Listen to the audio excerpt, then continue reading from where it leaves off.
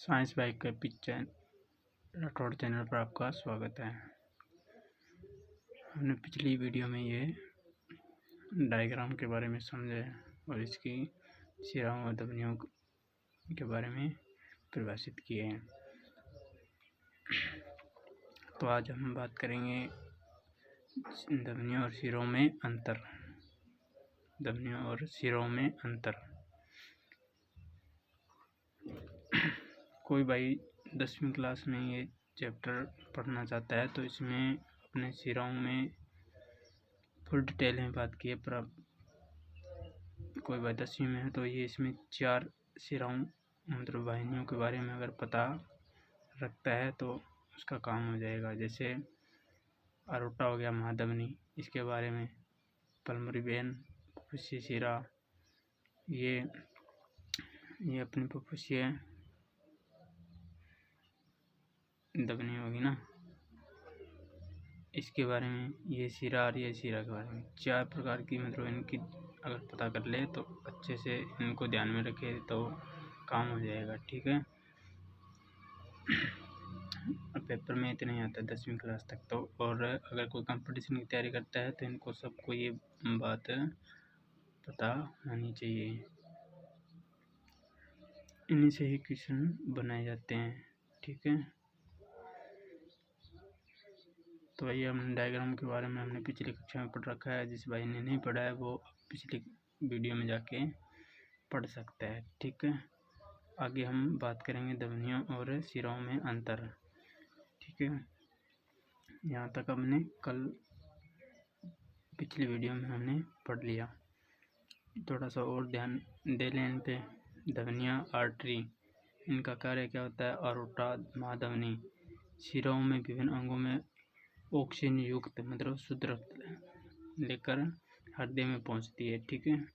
ये हृदय से क्या करती है? हृदय से शरीर में विभिन्न अंगों में ऑक्सीजन युक्त रक्त पहुंचाने का कार्य करती है। इसको बताना है। फुफ्फुसीय धमनी। फुफ्फुसीय धमनी क्या है? यह हृदय से फेफड़ों में ऑक्सीजन रहित मतलब अशुद्ध रक्त लेके जाती है। कहाँ से? हृदय से फेफड़ों में। ठीक है। मतलब CO2 लेके जाएगी और वहाँ CO2 को छोड़ के ऑक्सीजन को ग्रहण करके वापस फुफ्फुसीय शिरा के माध्यम से हृदय में आती है। ठीक है। शिरा की बात करते हैं। शिराएं विभिन्न अंगों से ऑक्सीजन रहित रक्त हृदय में वापस पहुंचाने में मदद करती है। ठीक है। फुफ्फुसीय शिरा देखो, ये इसकी उल्टी होती है बेटा। ठीक है। मतलब ये शुद्ध रक्त लेके जाती है। इसका काम होना था भी ये शुद्ध रक्त लेके, परंतु ये फुफ्फुसीय शिरा का उल्टा है। ठीक है। ये थोड़ा ध्यान रखना। ये फुफ्फुसीय शिरा जो अशुद्ध रक्त लेके फेफड़ों में पहुंचती है। ठीक है। हृदय से। यहाँ ये फुफ्फुसीय शिरा जो फेफड़ों से ऑक्सीजन युक्त रक्त हृदय में ले आती है। ठीक है। ये आप थोड़ा ध्यान रखना। अपने अब आगे बार टॉपिक की बात करते हैं। आगे का टॉपिक अपना रहेगा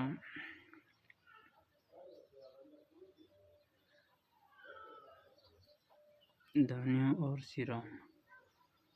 इनके बारे में थोड़ा पढ़ लेते हैं। शिराओं में ठीक है, सबकी बात आ जाएगी इसमें।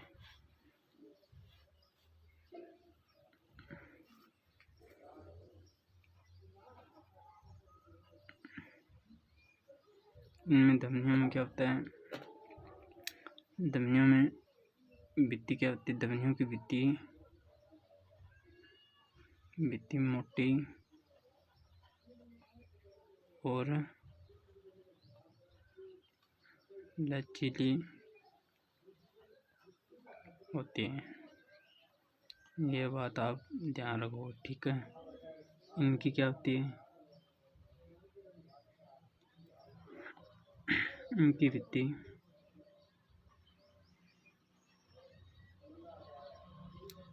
भित्ति पतली होती है। ठीक है। अब देखो इसका मतलब क्या? इसकी भित्ति मोटी क्यों होगी? क्योंकि देखो यहाँ इस डायग्राम के माध्यम से अपने समझ लेते हैं। यहाँ ये अरोटा मतलब इसमें क्या फुल हाई प्रेशर से मतलब रक्त प्रवाह होता है, ठीक है। इसी प्रकार ये हृदय से मतलब पंप करेगा, ठीक है। तो यहाँ क्या फुल हाई प्रेशर से लंग्स तक पहुँचता है, ठीक है। तो इन दोनों धमनियों में क्या मतलब रक्त का प्रवाह क्या है, हाई प्रेशर से गुजरता है। तो इनकी भित्ति क्या होगी, मोटी होगी और लचीली होगी, ठीक है। और शिराओं में क्या है, शिराओं में मतलब ये बॉडी से मतलब यहाँ तक पहुँचती है। तो इनमें क्या है, ये पतली होगी तो मतलब इसमें रक्त का प्रवाह हृदय तक पहुँचने में मदद करेगा, ठीक है। ये हो गया एक बात तो कंप्लीट। दूसरी देखो, ठीक है। दूसरी देखो,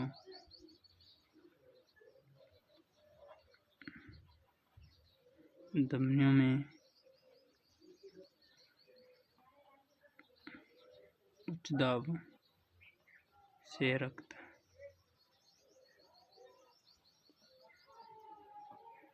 प्रवाह होता है, ठीक है।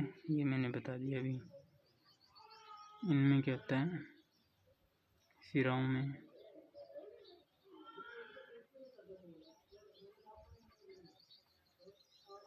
निम्न दाब से रक्त प्रवाह होता है।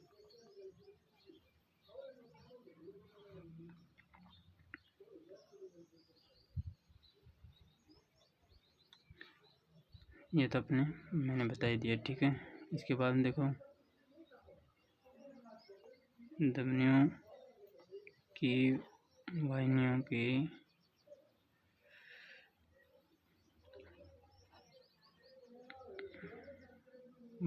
में किसी भी प्रकार का वाल्व नहीं पाया जाता।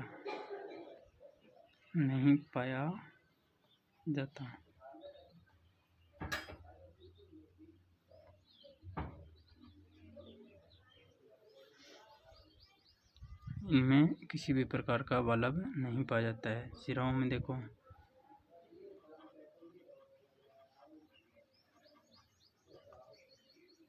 शिराओं की वाहिनियों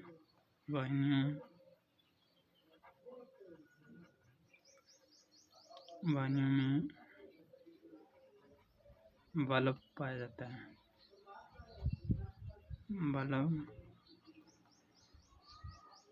है। क्योंकि ये तो निकलती है, तो ये हृदय से मतलब रक्त क्या है, उच्च दबाव के साथ निकलता है, ठीक है। इनमें वाल्व नहीं पाया जाता है। इनमें क्या है, ये शरीर से मतलब रक्त को हृदय तक पहुंचाने का कार्य करती है। तो इनमें क्या होता है, मतलब वाल्व लगे होते हैं, मतलब संकुंचन प्रकुंचन ऐसी प्रक्रिया से मतलब चलता है, तो आगे खून बहता रहता है, ठीक है। ये तो अपने धमनियों और शिराओं के मध्य बात कर ली। आगे बात करते हैं हम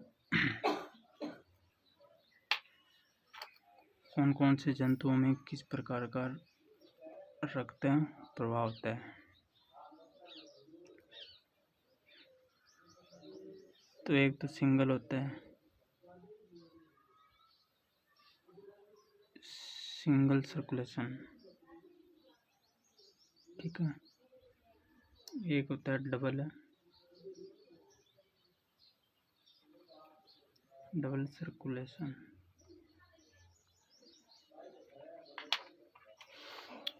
ये तो बात हम करेंगे, ठीक है। यहाँ देखो परिभाषा,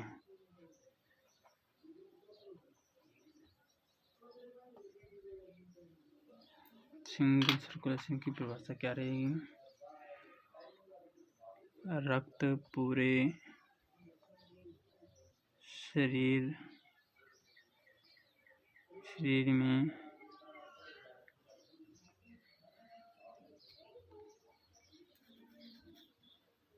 यहाँ तक रक्त पूरे शरीर में रक्त पूरे परिसंचरण, ऐसा लिखो, परिसंचरण के दौरान हृदय में केवल एक बार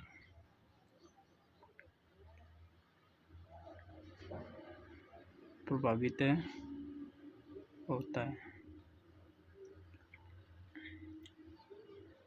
इसमें देखो इसकी परिभाषा क्या लिखेंगे, रक्त पूरे परिसंचरण के दौरान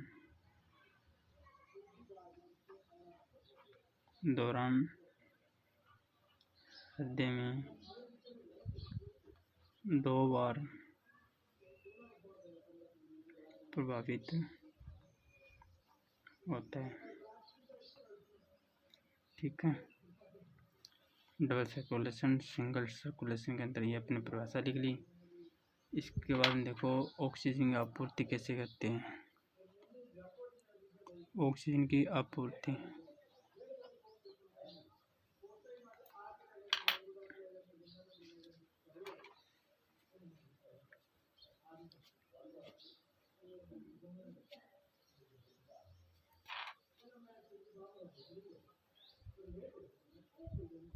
कम प्रभावी है, मतलब क्योंकि ऑक्सीजन युक्त और ऑक्सीजन रहित रक्त मिल जाते हैं। ठीक है, इसमें देखो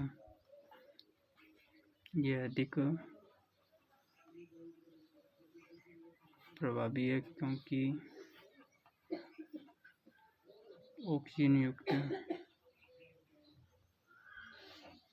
और ऑक्सीजन रहित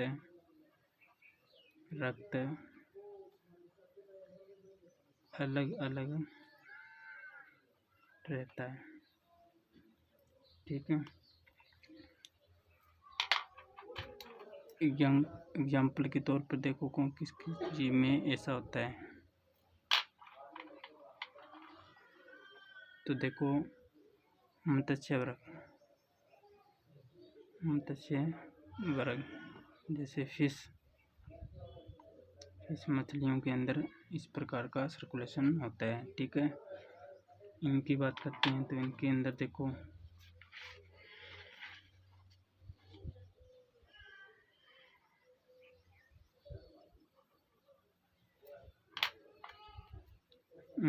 बात करेंगे तो जैसे स्तनधारी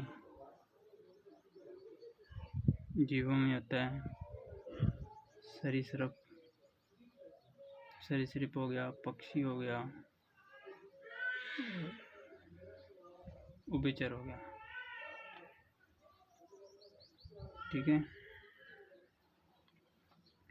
ये अपने बात कर ली स्तनधारी और सरीसृप, पक्षी, उभयचर के अंदर। ठीक है, तो इनमें डबल सर्कुलेशन होता है। स्तनधारी के अंदर कौन आता है, मनुष्य आ गया, गाय, बकरी, शेर, ठीक है, इत्यादि।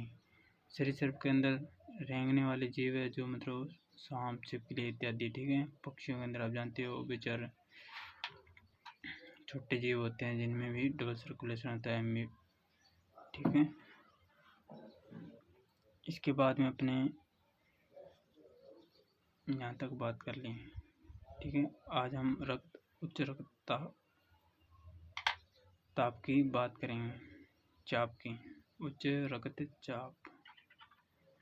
ठीक है, अपना टॉपिक ये ले रहा है, इसके बाद ये ख़त्म हो जाएगा, मतलब हृदय सर्कुलेशन। उच्च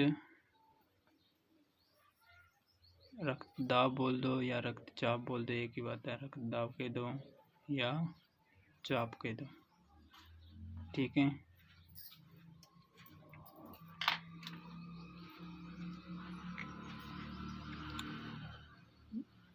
ये किस पे पड़ता है, तो हम बात करें कि भी ध्वनियों में उच्च दबाव से रक्त प्रवाह होता है, तो ये ध्वनिकाओं की दीवार पर पड़ने वाला रक्त दाब मतलब बल लग रहा है, उसी को ही हम रक्तचाप कह देते हैं। ठीक है,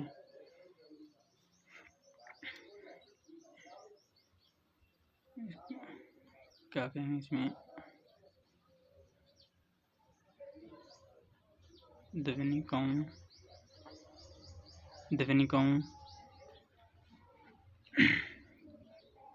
की वाहिनियों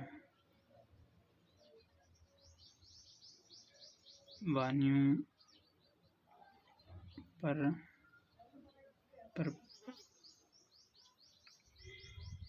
पड़ने वाला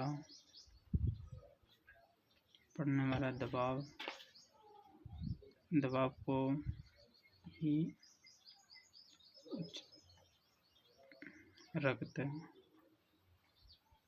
दाब कहते हैं।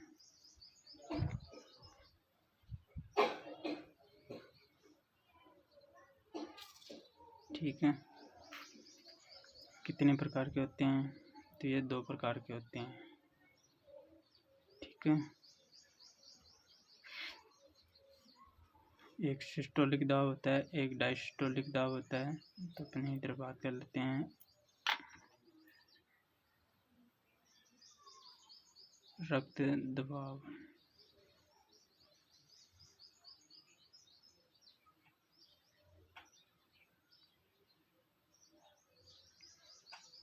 एक बात ध्यान रखना, इसमें हृदय के चारों कक्षक एक साथ में संकुचन और शीतलन की प्रक्रिया नहीं करते हैं। ठीक है, ये आप अपनी कॉपी में लिख लेना।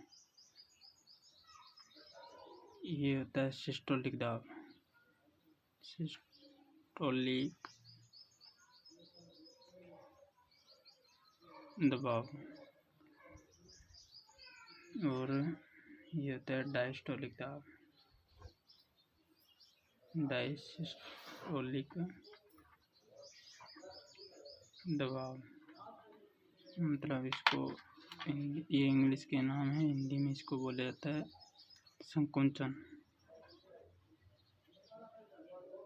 संकुचन हो गया, इसके बाद ये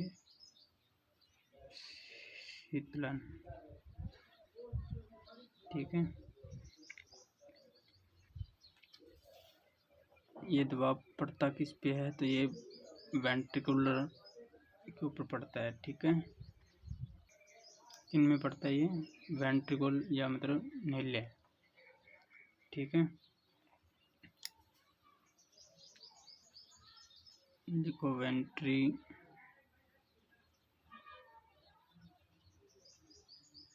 वेंट्रिकुलर या नीले, हिंदी में नीले कहते हैं ना, नीले में सिस्टोलिक दाब, सिस्टोलिक दबाव के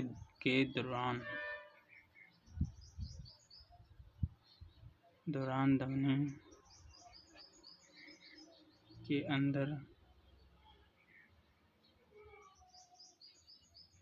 के दबाव को सिस्टोलिक दबाव कहते हैं, मतलब संकुचन कह देते हैं या सिस्टोलिक दबाव कह देते हैं। तो लिख दो सिस्टोलिक दबाव कहते हैं। ठीक है, इसी प्रकार इसके अंदर लिख दो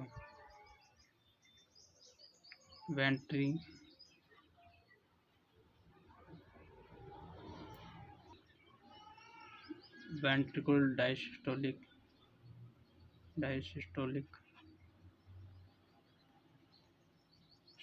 के दौरान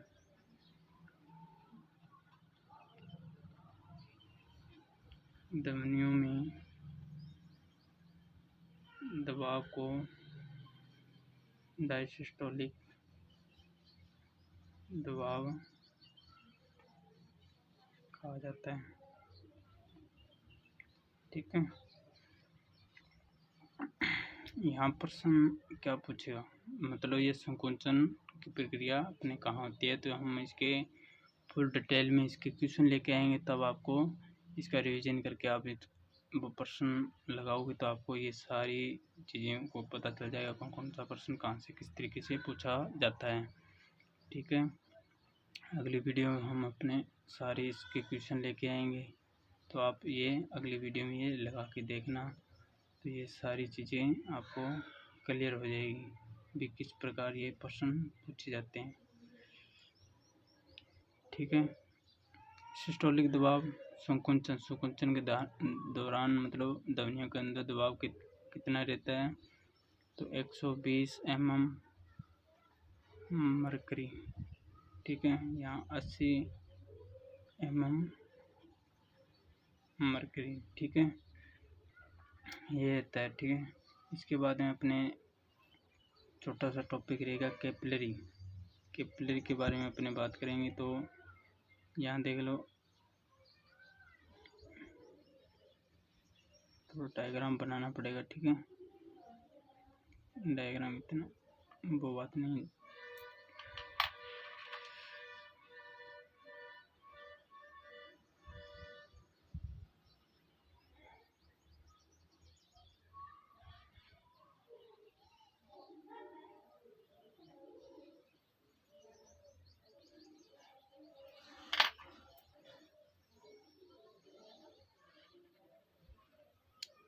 ठीक है, इसको बोलते हैं कैपिलरी या केशिकाएं।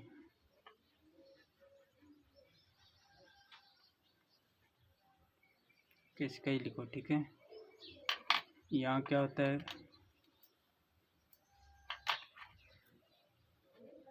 O2 और CO2 का आदान प्रदान होता है। क्या होता है, ऑक्सीजन और कार्बन डाइऑक्साइड का आदान प्रदान होता है, मतलब गैसों का आदान प्रदान होता है। तो यहाँ से पोषक तत्व को क्या कर लिया जाता है, ग्रहण कर लिया जाता है। ठीक है, शरीर के विभिन्न अंगों में ये कैपिलरी पाई जाती है, वहाँ से मतलब हर अंग के अंदर। तो ये छोटी छोटी नसें होती है, इनमें जो ये धमनिकाएं होती है, धमनिकाएं। ठीक है, इनमें जो उच्च दबाव के साथ पड़ने वाला दबाव को ही हम सिस्टोलिक दाब और डायस्टोलिक दाब कहा जाता है। ठीक है, ये अपनी केशिकाएं या कैपिलरी कह देना। ठीक है, यह आज का टॉपिक अपना ये ऑक्सीजन गैसों का आदान प्रदान होता है। ये धमनिकाएं हैं, ये शिराएं हैं, यहाँ थोड़े और लिख दो, शिराएं। ठीक है, और ये शिरा होगी, ये भाग क्या हो गया, शिरा। ये अपना भाग हो गया धमनी, जो हृदय से शरीर के अंदर अपने खून लेके आती है। ठीक है, जिसे अपने अरोटा बोला जाता है। और ये इसका काम क्या है, ये बॉडी पार्ट, शरीर के बॉडी पार्ट से हृदय तक रक्त को पहुंचाने का कार्य करती है। तो ये अपने कैपिलरी केशिका के बारे में थोड़ा आपने पढ़ लिया। ठीक है, तो प्रश्न कभी पूछे तो निम्न में से गैसों का आदान प्रदान किसमें होता है, तो केशिकाओं के अंदर होता है। ठीक है, और ये उच्च रक्तदाब किन में होता है, तो धमनिकाओं के अंदर होता है। धमनिकाओं की वाहिनियों पर पड़ने वाला दबाव को ही उच्च रक्तदाब कहते हैं। ठीक है, कौन कौन से होते हैं, सिस्टोलिक दाब होता है, डायसिस्टोलिक दाब होता है। ठीक है, ये कहाँ पड़ता है, वेंट्रिकुलर में। सिस्टोलिक दौरान ध्वनियों के अंदर दबाव को ही सिस्टोलिक दबाव कहते हैं। ठीक है, कितना होता है, 120 mm से Hg। ठीक है, आज का अपनी वीडियो कंप्लीट होती है। धन्यवाद।